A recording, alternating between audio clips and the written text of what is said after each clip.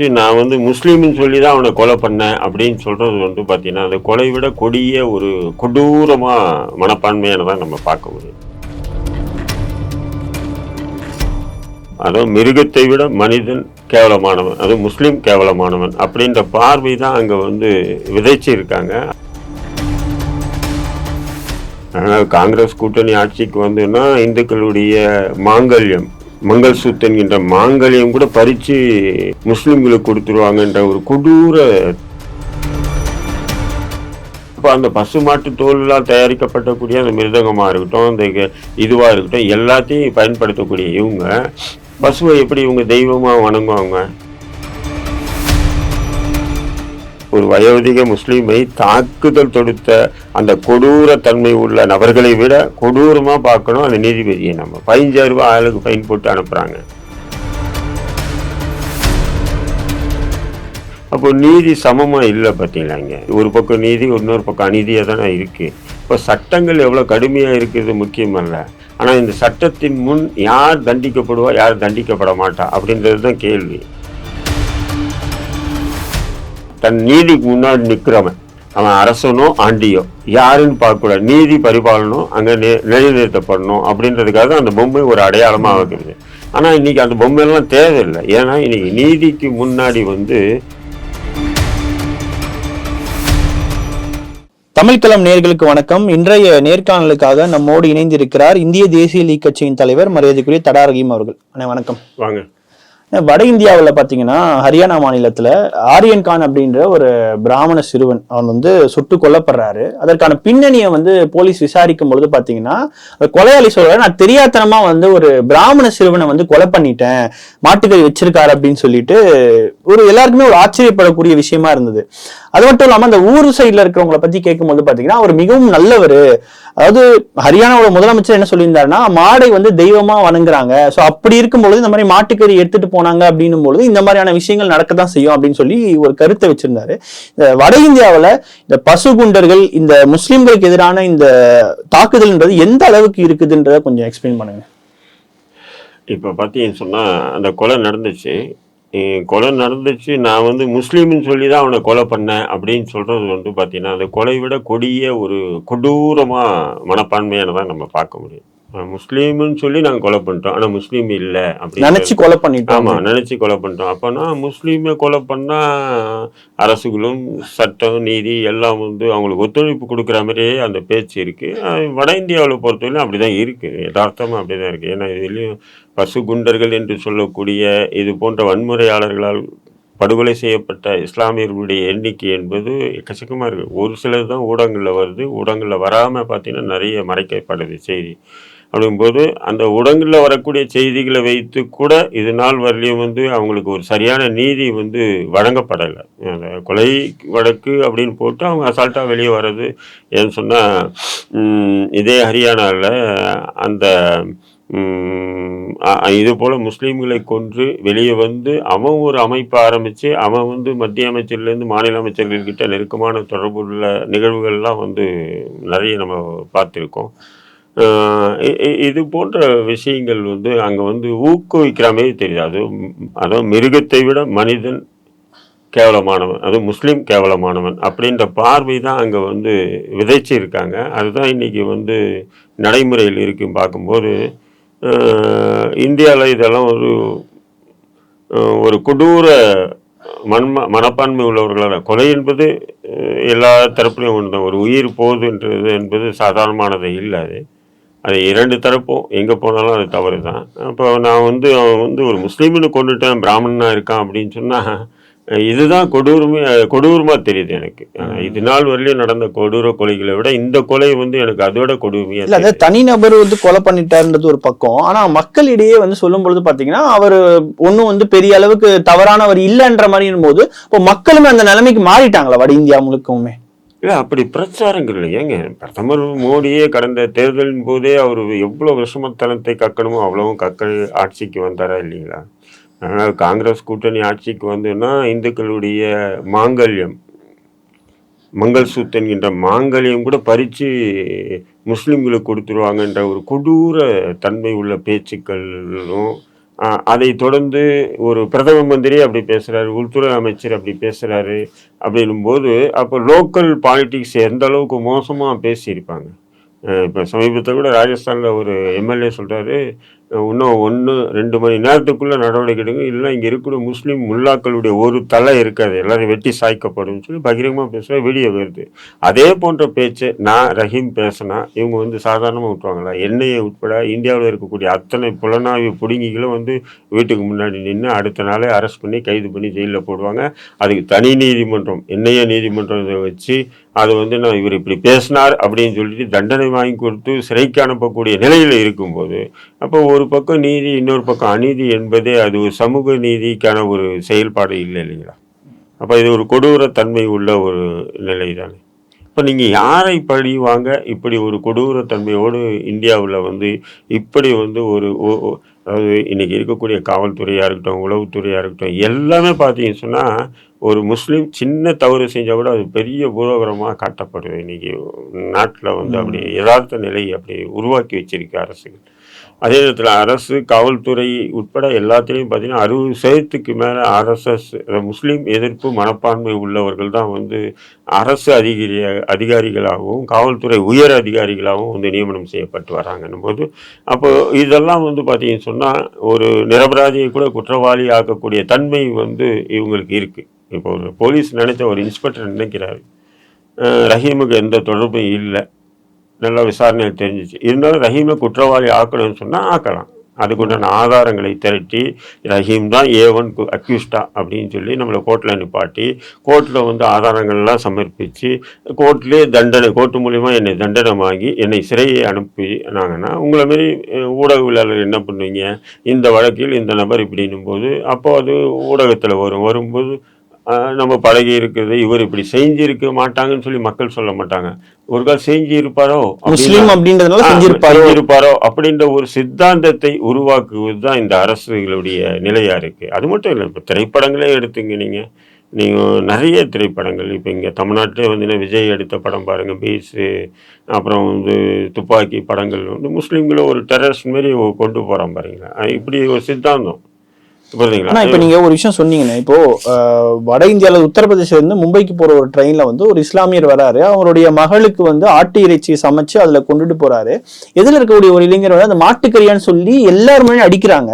இல்ல இன்னொரு ஒரு கொடுமை என்னன்னா, அந்த நபர்கள் பாத்தீங்கன்னா போலீஸ் ட்ரைனிங்காக படிக்கக்கூடிய மாணவர்களாகவும் இருக்காங்க. அப்ப இவங்க எல்லாம் பியூரோகிராசிக்கு போனா என்ன மாதிரியான ஒரு நிகழ்வு ஏற்படும் அப்படின்னு கற்பனை செய்ய முடியாத அளவுக்கு நடக்குது. ஒரு போலீஸாவே இருக்காப்புல, ஒருத்தர் போலீஸா இருக்காரு, மற்றவர் ட்ரைனிங்க்கு போறாங்க. அதில் பார்த்தீங்கன்னா அவரை கொடுமையாக அவங்களே வீடியோ எடுத்து அதை சோசியல் மீடியாவிலே ஒளிபரப்பு. நானும் சொல்கிறேன், வயதானவர், ரொம்ப வயதானவர், இப்படி ஒரு இளைஞர்கள் கடுமையான முறையில் தாக்குதல் தொடுக்கிறீங்க. அதுக்கு சரி அப்படி பண்ணது தவறு தான் அப்படின்னு சொல்லிட்டு வழக்கு தொடுத்து அவங்களுக்கு கடுமையான தண்டனை கொடுத்தா அடுத்தது யாருன்னா செய்வாங்களா? ஆளுக்கு 15,000 ரூபாய் ஃபைன் போட்டு வீட்டுக்கு அனுப்பிட்டாங்க. இது அதை விட கொடுமையாக இருக்க இல்லையாங்க. அந்த வயோதிகரை, ஒரு வயோதிக முஸ்லீமை தாக்குதல் தொடுத்த அந்த கொடூர தன்மை உள்ள நபர்களை விட கொடூரமாக பார்க்கணும் அந்த நீதிபதியை. நம்ம 15,000 ரூபாய் ஆளுக்கு ஃபைன் போட்டு அனுப்புகிறாங்க. எப்படி இருக்கு பாருங்க. அப்போ சட்டங்கள் என்று இன்னைக்கு எப்படி ஆயிடுச்சுன்னு சொன்னா, இப்போ சமீபத்தில் கூட நீங்க நினைக்கலாம், டெல்லியில ஒரு மாணவி அநியாயமான முறையில் கற்பழிச்சு கொலை செய்யப்பட்டார். நிர்பயா என்ற ஒரு மாணவி. அந்த மாணவிக்கு கற்பழிச்சு அந்த கொடூர நிலையை உருவாக்கி அந்த குற்றவாளிகளுக்கு தூக்கு தண்டனை கொடுக்கும்போது நீங்களும் வரவேற்றீங்க, நானும் கைத்தட்டி வரவேற்றோமா இல்லையா? அப்போ நீதி நிலைநாட்டப்பட்டது, நீதி தேவதை நீதியை நிலைநாட்டிட்டா அப்படின்னு பெருமைப்பட்டோம்.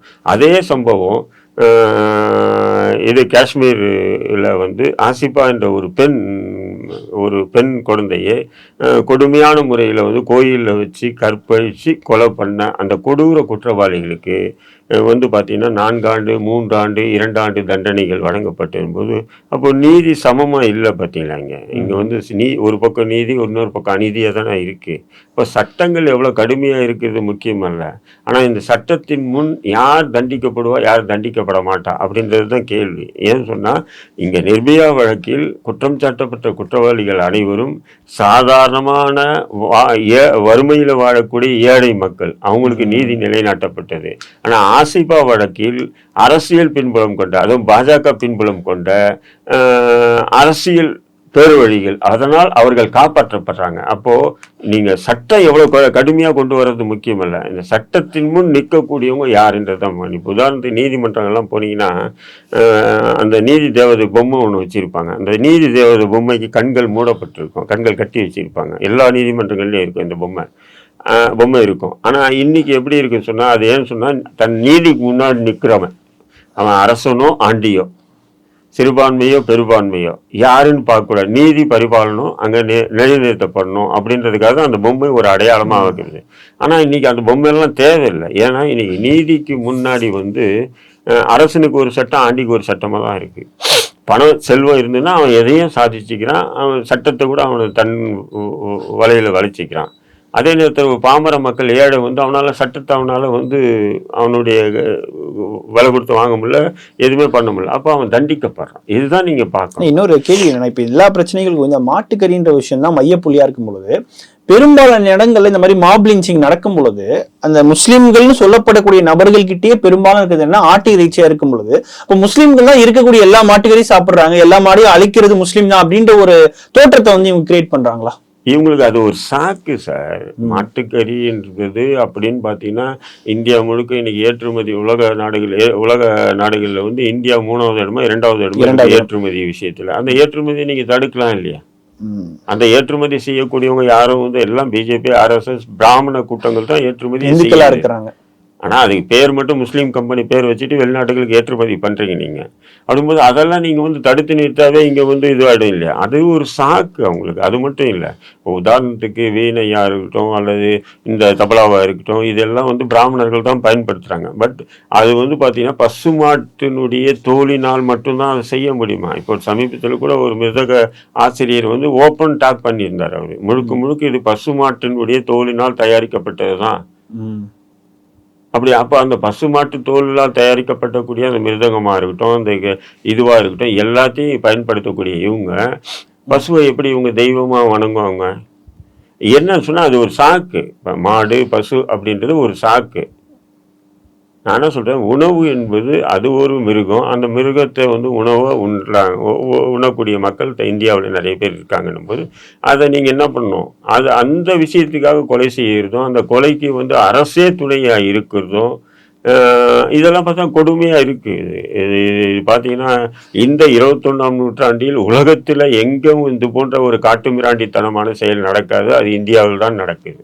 அது சாட்சத் பாஜக, RSS இது அதாவது தலைமை தாங்கி தளபதிகளாக இருந்து வழி நடத்துகிறாங்கன்னும் போது நிச்சயமாக இவர்களுக்கு வெஜன்ஸ் வேற ஏதோ ஒரு வெஜன்ஸ் இருக்கு. அந்த வெஜன்ஸ் பழியை இவங்க தீர்த்துக்க பார்க்குறாங்க. இறுதியா ஒரு கேள்வி இது தொடர்பா என்னன்னா, பாஜக இந்த எலெக்ஷன்ல பெரும்பான்மை அடையாததுக்கான முக்கியமான காரணம் ஆன்டி முஸ்லீமா அதிகமா எடுக்காததான் காரணம், அவங்க நம்பிக்கிட்டு இருக்காங்கன்ற மாதிரியான செய்திகளை நம்ம பார்க்கிறோம்.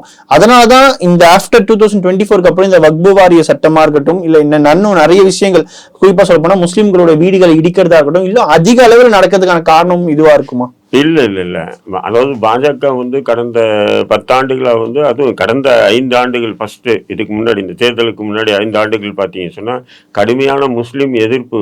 புல்டோசர் வச்சு இடிக்கப்பட்டதெல்லாம் யாருடைய ஆட்சி காலத்துல? அதாவது ஒருத்தர் இப்போ என் மீது வழக்கு தொடுக்கிறீங்க, என்னை நான் குற்றவாளியா நிரபராதியான்னு நீதிமன்றம் தான் தீர்மானிக்கும். நீதிமன்றம் நான் குற்றவாளின்னு சொன்னால் எனக்கு நான் செஞ்ச குற்றத்துக்கு உண்டான தண்டனை எனக்கு தான் வழங்க முடியும்.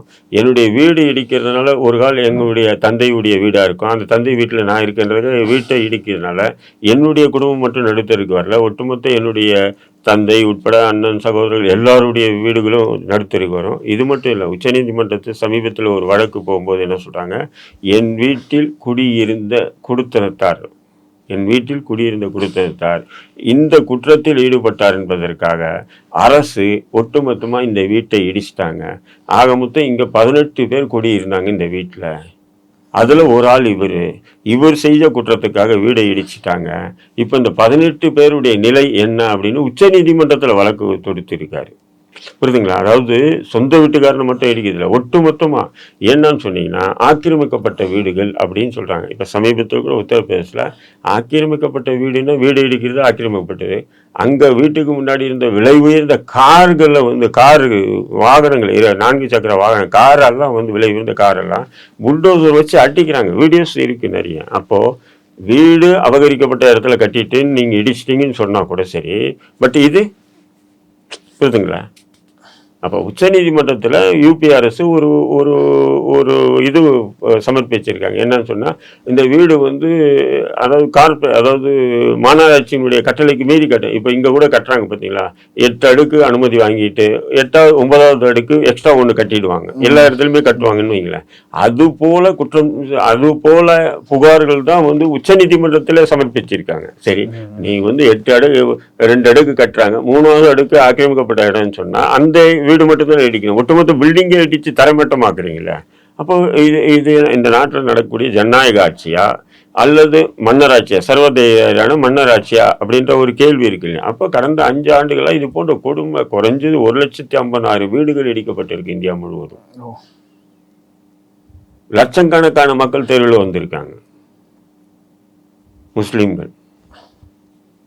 அப்போ அப்படி இருக்கும்போது இதெல்லாம் வந்து பார்த்து தான் இந்த தேர்தலில் மக்கள் உங்களுக்கு ஓட்டு கொஞ்சம் கம்மியாக போட்டிருக்காங்கன்னு தான் நம்ம பார்க்க முடியும்.